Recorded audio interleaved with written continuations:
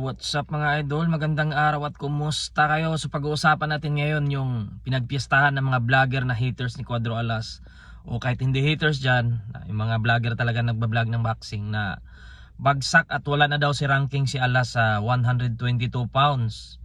So pag-usapan natin mga idol, bakit nawala si Cuadro Alas sa ranking, sa October ranking sa 122 pounds sa WBO. So ganito lang yan mga idol, ganun kasimple lang yan.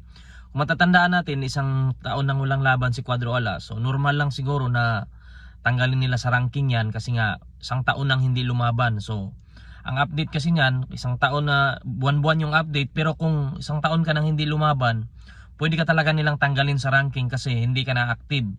So mangyayari yan mga idol, babalik yung ranking na yan kapag after na lumaban ni Cuadro Alas. Pero hindi natin masisiguro kung sa 122 ba ba siya magpa-ranking o sa 126.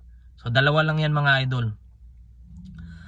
Dalawa lang yan mga idol kasi nga wala siyang laban na isang taon. So normal lang yan na mawala sa ranking kasi hindi siya active ng 1 year.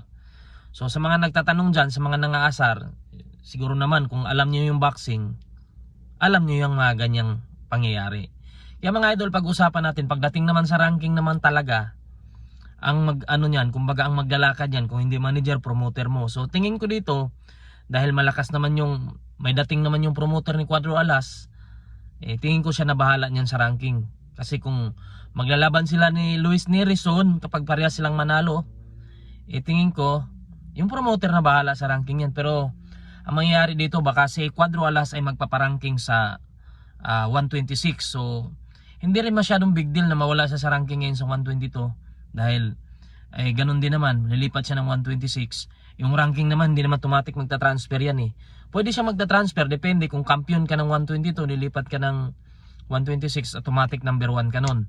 Pero kung nakaranking ka sa 122, top 10, hindi ka makasiguro pagdating sa 126 kung ano ba yung kalagayan mo dun.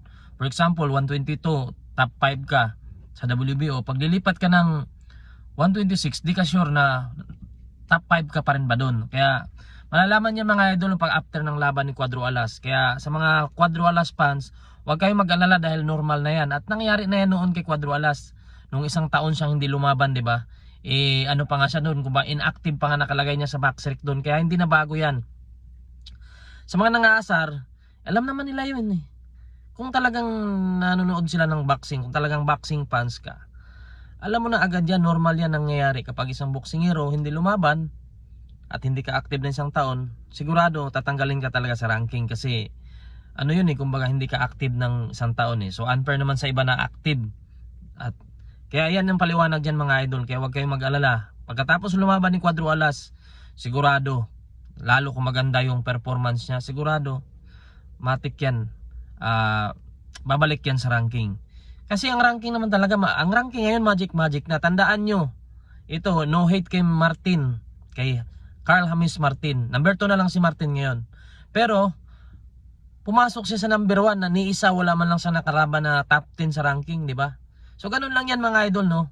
Kumbaga pag active ka, tapos malakas pa yung mag-push yung promoter mo, kahit hindi ka kagalingan, pwede ka talaga maging number 1. Pero siyempre, deserve ka ba sa posisyon na yan na hindi ka pa nakalaban na malalakas o naka top 10 man lang, di ba? Kaya abangan natin mga idol sa next fight ni Cuadro Alas, after ng fight, kung saan na siya magpaparanking. Baka tingin ko dito sa 126 na talaga yan sila. Hanggang dito na lang mga idol, huwag kayong mag-alala sa lahat ng mga Casimero fans. Normal lang yan nangyayari na mawala si Cuadro Alas sa ranking dahil hindi siya active. Pagkatapos ng laban niya, dyan natin malalaman kung anong posisyon niya sa ranking o saan ba siya magpaparanking, 122 or 126. Kaya mga idol, maraming salamat.